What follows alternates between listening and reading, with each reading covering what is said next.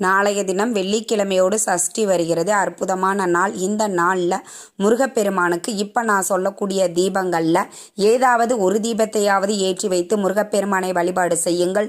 நிச்சயம் உங்களுடைய வேண்டுதல்கள் கோரிக்கைகள் நிறைவேற்றி தருவார். என்ன தீபம் ஏற்றணும் அப்படின்னு பார்த்தீங்கன்னா வெற்றிலை தீபம். இந்த வெற்றிலை தீபம் 6 வெற்றிலை எடுத்துக்கணும். அதில் மஞ்சள் குங்குமம் வச்சுட்டு நடுவில் ஒரு அகல் விளக்கு வச்சு நெய் விட்டு தீபம் ஏற்றணும். இப்படி வெற்றிலை தீபமும் ஏற்றலாம். ஷட்கோணம் வரைந்து ஷட்கோண தீபம் சரவண பவ அப்படின்ற எழுத்துல ஒரு எழுத்து மேலேயும் ஒரு அகல் விளக்கு வைத்து நெய் ஊற்றி தீபம் ஏற்றணும். இது ஷட்கோண தீபம்.